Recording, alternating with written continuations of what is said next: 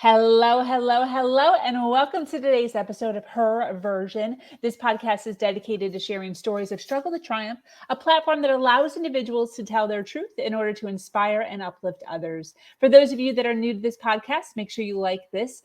Hit that subscribe button, follow, like, and share. I am your host, Sabrina Victoria, and I'm so glad to be sharing this platform with you.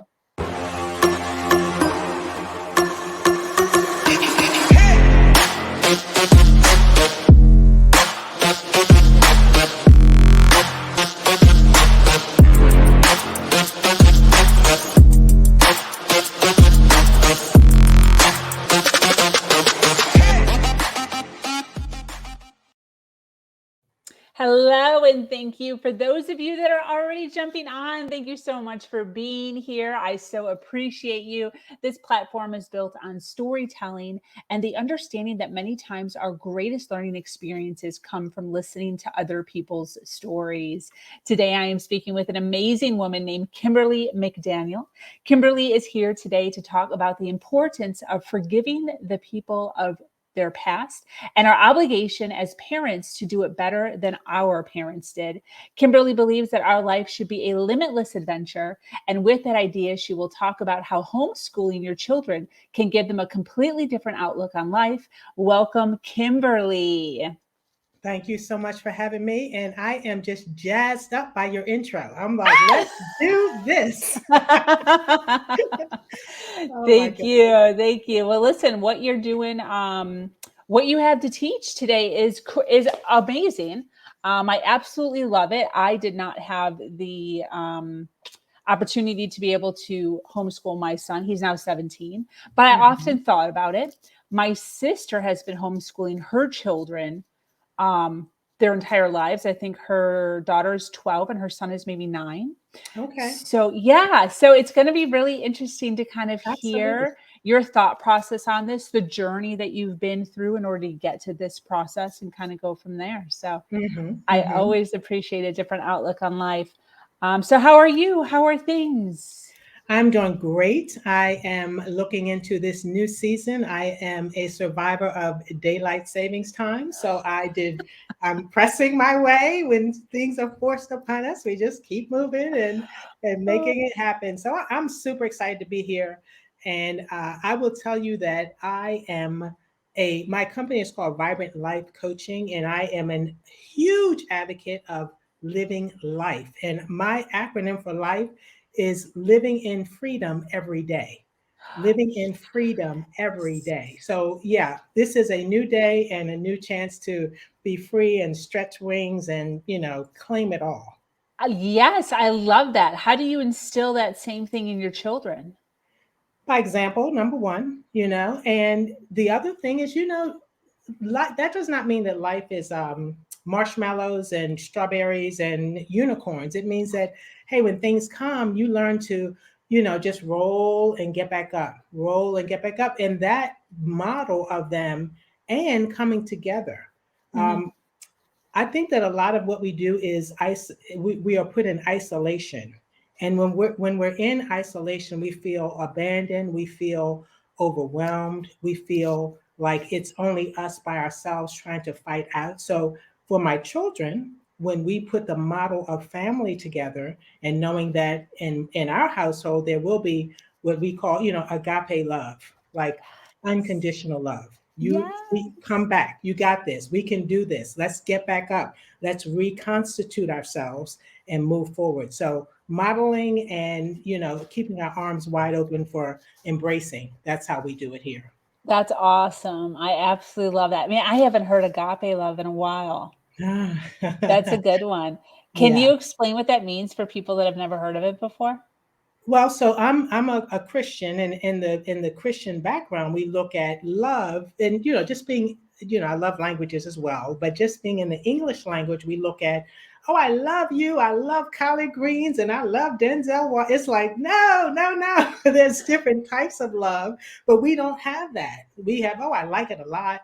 So in Hebrew, and I'm sorry, in the Greek language, you're looking at agape, which means more, unconditional. My love is not based on what you do. It's based on who I am and what I'm putting out there. then versus, brotherly love versus erotic love. So there are different words to define the relationship that you have with a person or a thing. So agape is how God loves us. Yeah. There's nothing we can do to make God love us more, and there's nothing we can do to make God love us less. He Yes. loves us because he is love, and that's what I focus on modeling for, those in my space or those who God puts in right in front of me. Beautiful, beautiful. I love that. Very cool. Thank you for bringing that back. I haven't heard that Oh, one in a while.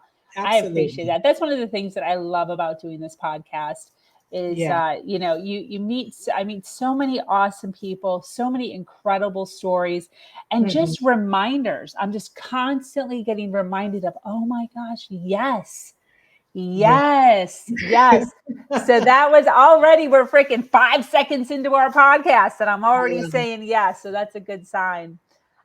Listen, Kimberly, I kind of want to just jump right in. I would love to kind of give you the floor for a few minutes for you to kind of give us an overview of your journey, a little bit of your backstory and Sure. how you got to where you are now, and then kind of Sure. flow from there. Is that cool? That's very cool. And I'm excited to say that I am a military veteran. I went through high school, college, ROTC, and joined the Army. And I was shipped abroad. I served in Europe and I served in Central America. And I will say, Sabrina, that lifestyle gave me a real awakening to just being obedient, being disciplined, listening to outside, commands. This is what you will do. This is where you will be at this time. It's not a democracy. We're not going to debate it. Everyone do it, and everyone be dressed the same, do the same, walk the same. It's the whole deal was just conformity. Yeah. And so, which had its place, I love the service. I have, very proud to be a veteran. But when I got out of the military, the question became, wow, well, who's going to tell me what to do? Like, what do I do now? It's like it's a free fall. Yeah. So you're out in this bigger world, and it becomes, well, how am I going to direct my path? How am I going to prioritize? What am I going to anchor myself on to? And what narrative will I co-sign on? Oh, When I look at living a life in freedom, that's the thing. We have choices. Like yeah. I'm still an American and I get to choose anything I want to choose. And if I fall, I can get back up and refocus myself and move in another direction. I'm not stuck in a cast where I can only do this. I'm looking at the past. I'm standing on the shoulders of others, and I always have a chance to get back up again. That's just a gift. And I look at people. I have the privilege of mentoring, coaching young ladies, and sometimes I learn so much just from listening, Sabrina, just Yeah. listening to them. And you would think their life is over because they've made bad choices and they're 22 years old. My life is over. Like, are Yes. you kidding me? There are Yes. people twice your age who haven't figured it out yet and they're still pushing through. So Mhm. to be a cheerleader for the next generation, to have people who will pour into someone who's 22, 23, 24. And I find this out. I'm married. I've been married for 33 years. And my husband was in a more conventional, he was worked for the government for a while, a long time. And Mhm. when he dealt with Generation X or Generation Y, he went into the conversation of the mindset that, hey, they want to do it this way, and they're like, you're old school, I don't want to do that. And he discovered that, what, they actually also do want parameters. They want investment. They want someone to invest in them. They Yeah. want mentors. They want to feel safe, Yeah. right? So Yeah. if you can design that community for yourself, you are light years ahead.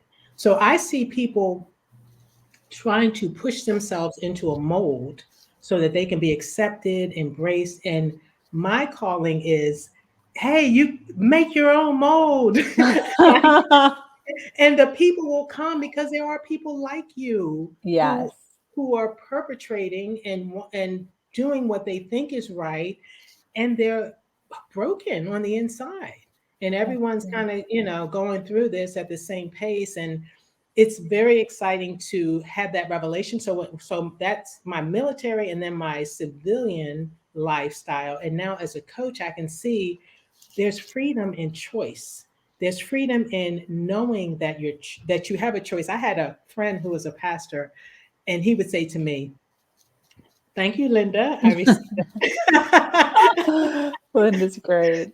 I had a pastor who'd say, "Oh, how you doing, Kim?" And I'd say, "Oh man, I'm better than blessed." He's like, "There is no such thing. You're either blessed." He's like, "You're blessed or you're not blessed. There's no such thing as better than blessed."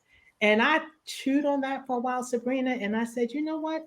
To me, that means that not only am I blessed, but I know that I'm blessed." Yes, there is a difference. Yeah, that's a whole nother level. And yeah, Girl, I'm writing that down. I get that, I feel that, and I seek it out and I seek to share it.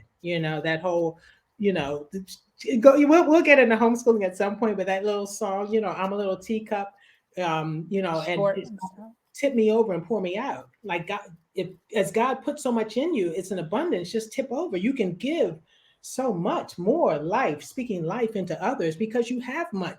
You have Yeah. so much more, and if you give it away, it's still not going to be a deficit because more will be poured into you. It's Yes. unending. So that's the journey that I'm on now, and it's phenomenal. It's I absolutely. love that. I love that.